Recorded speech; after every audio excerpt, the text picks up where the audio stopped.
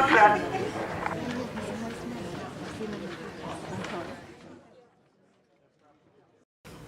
All right, AFI Live. So we want to introduce ourselves. I'm actually the Vice President of Aromatic Fragrances International. I know a lot of you guys have seen me at some of the shows and out and about, even been to a lot of your facilities. But we decided to add another value by actually showing a live demonstration of what you guys need. So one of the biggest things that comes up that Sheena, our wonderful customer service rep, here's daily is top sellers. So we wanted to go over that, go over different products, different variations, but we figured this is something we're going to do ongoing, so this is just the first one of a series. I don't know if we're going to drag Sheena into every one of these, but we'll bring her into a couple. Comment. Comment, they'll bring us back. Oh, that's it. We get a lot of likes on her, she's back. But what we want to do is go over, as the shows start, we have the gift show in Atlanta, the one in Dallas just happened. Las Vegas is coming up, Chicago, New York. I mean, the whole circuit's starting to run. So a lot of people are looking at what can I sell that's going to get people's attention, right? So we just want to give you guys some ideas and let you know how to figure that out, okay? The way we're going to do this, we're going to do a little role play, and not that type of role play. We're going to have her pretend to be a customer, and then we're going to see what happens with that. And since she's not a real customer, this is probably going to bomb, but we're going to try it anyways, okay? All right, so there's multiple products on the market. You got soap, air fresheners, you got candles. I mean, there's multiple things. Our customers sell anything from urinal screens, paints, adhesives, high-end perfumes, everything across the board. So a top seller could be any of these, right? So we're just going to give you guys one product and then see what happens, all right? Okay, so you're role playing. You have a company, Yes. all right? What's your company? Aunt Bonnie's Candles. Aunt Bonnie's Candles. Yes. See, I tried to prep her for this, and she was supposed to pick a soap company or an air freshener company because that would have been easier. So she went to candle. Right? Okay, with candles, you got a lot of different outlooks that could happen with a candle. You have, what is your location, right? So with that being said, where are you located? Are you in a little boutique that's out in the middle of nowhere? Are you next to a beach and you got a resort and you got a little gift shop inside of it and you can sell anything to do with the ocean? It goes endless. You know, are you in New York that's clean fragrances? Are you in LA? You know, it's more masculine. I mean, what market? Okay, so now I'm going to ask her, where is your boutique? I am on the beach. You're on the beach. North Carolina. North Carolina. All right, I like it. So, I love it. it's wonderful, right? All right.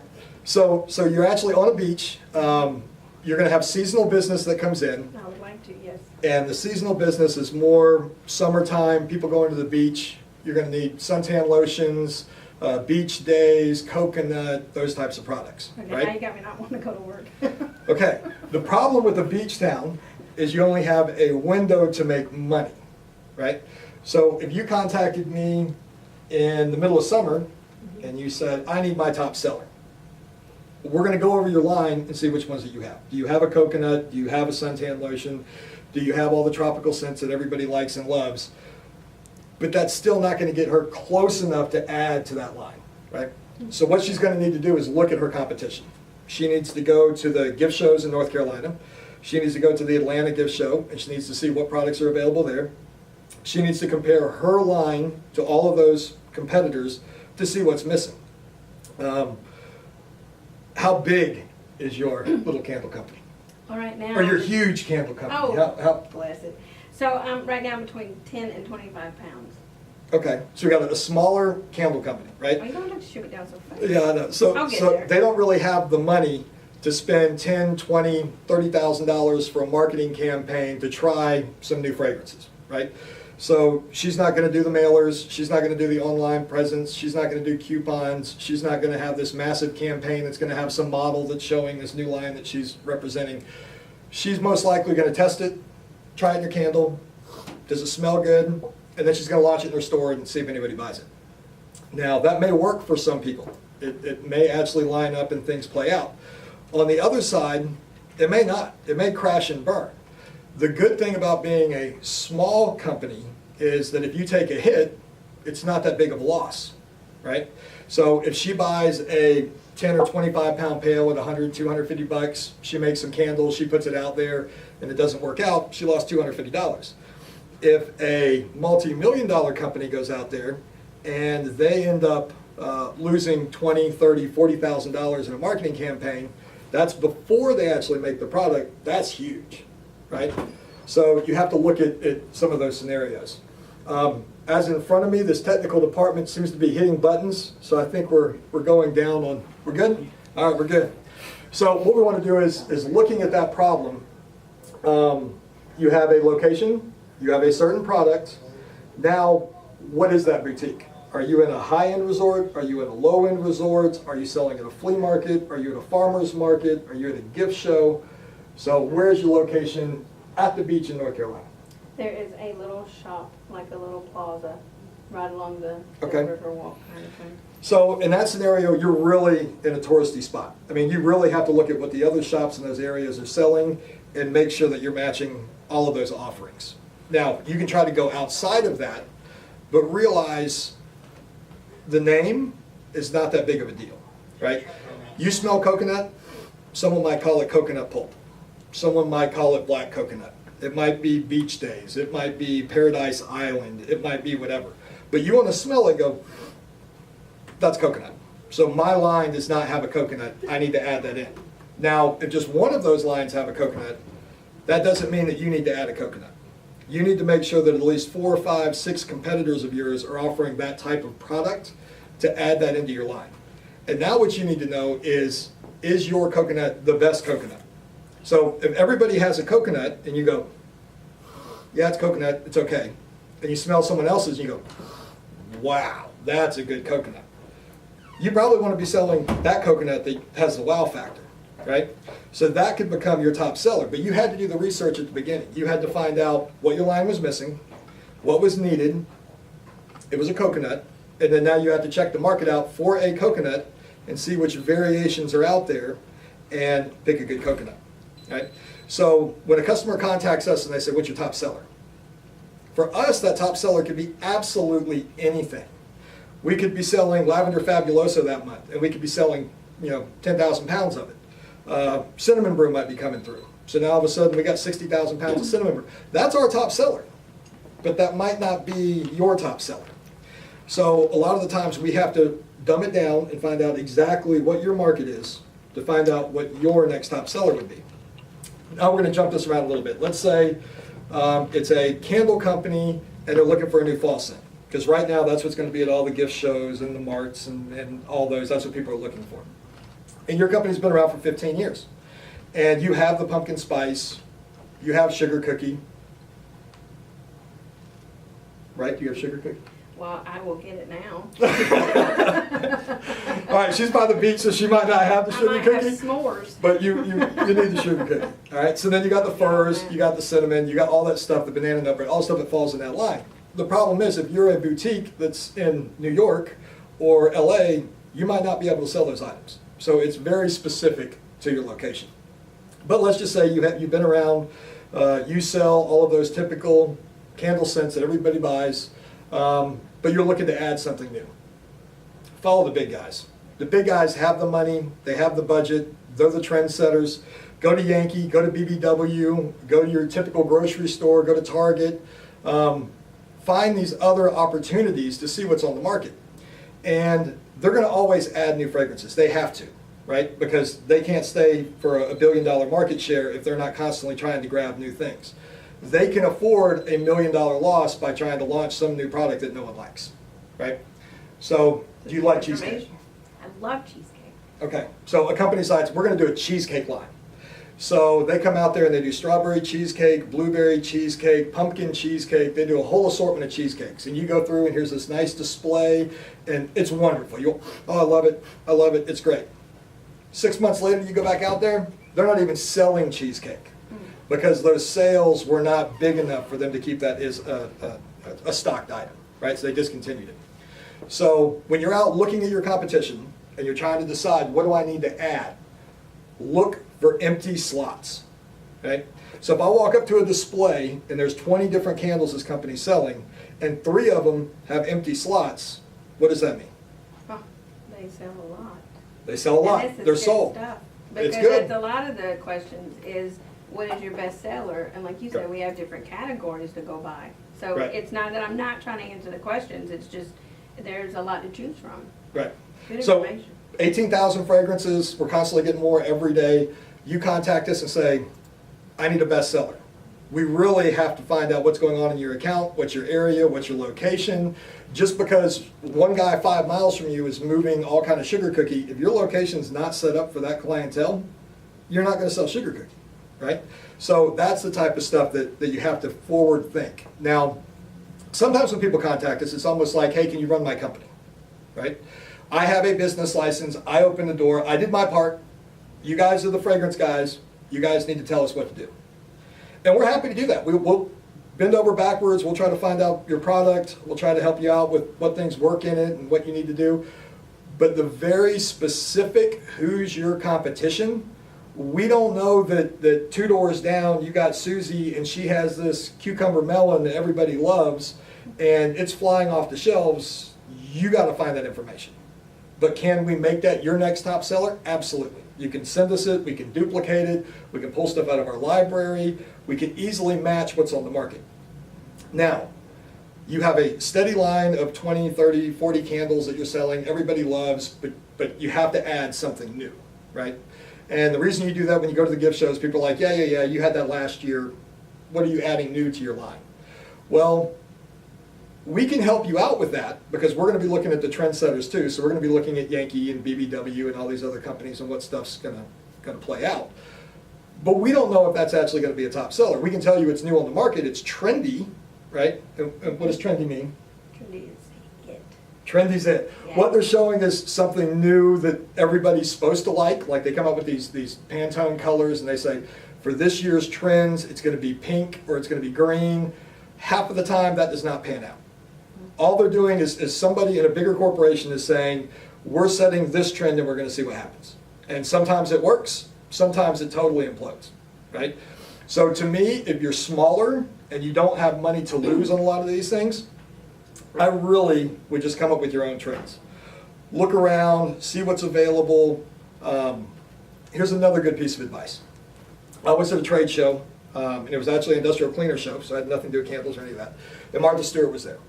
And Martha Stewart says, the people that are going to make all the money are the ones that connect the dots, right? And what she meant by that is everything's already out there. There's not new fragrances that are just appeared, right? Pumpkin's been out for hundreds of years. Cucumber melon, hundreds of years. Cherry, fruit, they've all been there. There's nothing new. So what they're trying to do is add blends, right? 90% of the blends don't come back year after year. They just don't. So people are trying to get more complex and they're trying to make these new creative things. You just need to find out in your market what's selling. And that's going to be such a huge piece of your business that you can add a couple things here or there to kind of keep it interesting, but that's not your best sellers. That's not what's making your money, right? On top of that, I want you guys to spend time on branding, right? So you come up that you need a cheesecake because for some reason cheesecake's flying off the shelves around you and you want to add it and it's wonderful. So you're like, oh, I made my candle, I love it, the fragrance is great, this is what we're going to market. Well, you can't just make a candle, put it on the shelf, and expect people to buy it. For this to become your top seller, you've got to market it, right? So it's got to be a nice container, it's got to have a pretty label on it, you're probably going to want to do some online marketing with it. You know, you're going to say, oh, we just added this, it's wonderful, do a couple little commercials, do whatever you want, but you have to market this product.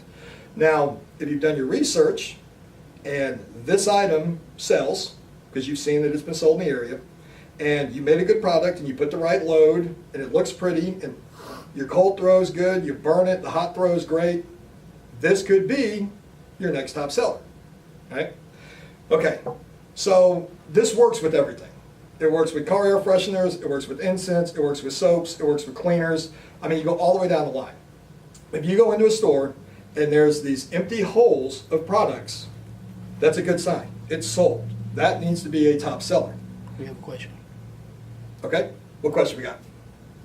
A customer is asking, what about, do you recommend just online stores? They don't have a place where they can actually go and pick it out. So how could you advise them on how they could sell more while only selling online? Okay, online store is good because an online store is basically the entire United States. So with online, you can check Amazon, you can do Google searches. Online, you still have competition. So you need to see what are they selling, and a lot of those sites are happy to put best sellers. They'll let you know, this is our top seller. Now, are they being truthful? Does their website updates? I honestly like Amazon because you can look on there and here's a review and it has 1,000 people reviewed it. Well, if 1,000 people reviewed it, it's selling, right? So that's a good item. That's something you probably should bring on board. Now, if you go to another site that it just says top seller, but it says blueberry cherry pie, and you go, that sounds horrible, I couldn't believe it would sell, it's probably not a bestseller. But here's one of the biggest things you need to do. You need to buy your competitors' products. You need to go out there, invest $100, $200, and buy all these other products, set them down on the table in front of you and go, no, not very good. Oh yeah, that one's pretty good. And then compare it to the other ones.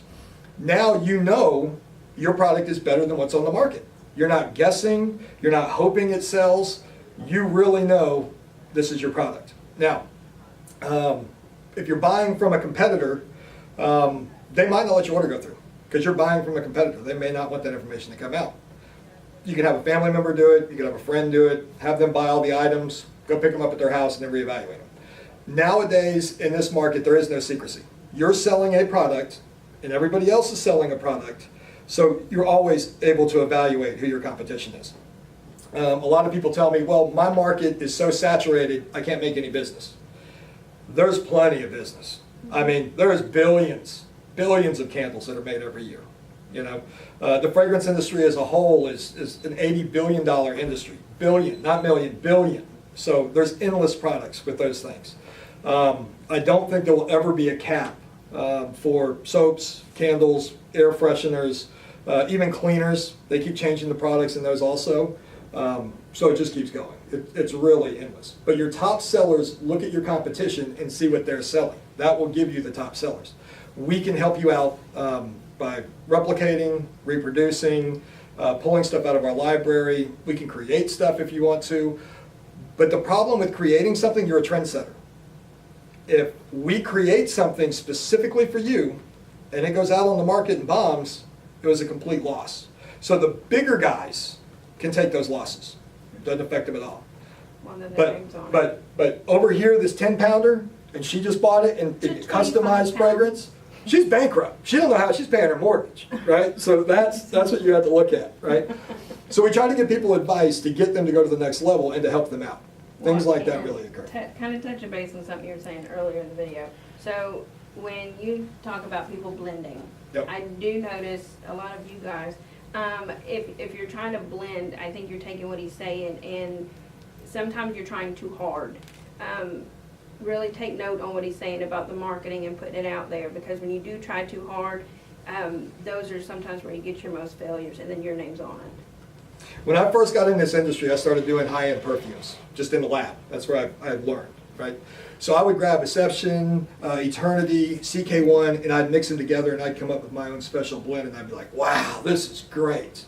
Now I go back and smell those blends, they were horrible, right? So you have to realize that when you're doing some of these twist and creative chemistry and this, that, and the other, it might not be working out the way that you want, right? So look at what's selling. That's the biggest part of the market. There's companies that only have mulberry, and they sell mulberry throughout the year. That's their top seller, and they make a great living, and they're a $500,000 company. So you don't have to be creative with all this other stuff. We got another question. Is there another way to find top seller in my area besides going to the local candle shops and smelling, or is that the only way to know what's selling around your area? You really have to, you're a consumer. So you're selling to consumers. When you buy stuff, you're a consumer. For you to find out what's available in your area, you have to actually go out and look in your area. That's how you're going to find out who your top sellers are.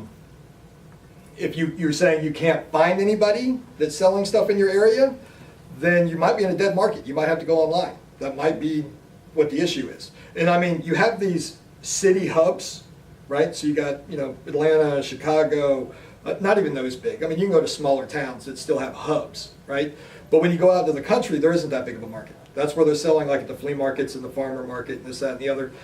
That will not be a sustainable company. You have to go online and start selling your product. If not, your local people are only going to bring in $50,000 a year, but that's in sales, that's not profit. So you're only going to bring in $5,000, $6,000, $8,000 a year. That's not going to be enough to sustain you. So you got to go online and you got to check out who your competition is. So let's just say in your local area, you can't figure it out. Your competition is online. So then back to the original statement. Do you prefer online or a physical walk-up store?